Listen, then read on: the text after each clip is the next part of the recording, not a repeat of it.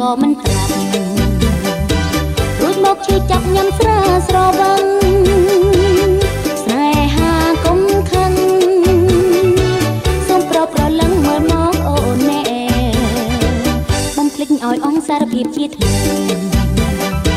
បើបងស្នេហ៍ស្រីសូមប្រាប់មកចុងបេងដូងស្រងស្រង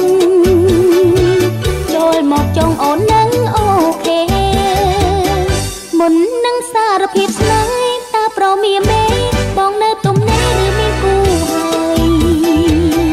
បើចង់ស្នេហ៍អូនឆ្លើយមកបងអើយអូនសូមចម្លើយស្មោះណាបងណាបើបងស្នេហ៍សូមឆ្លើយដោយស្មោះ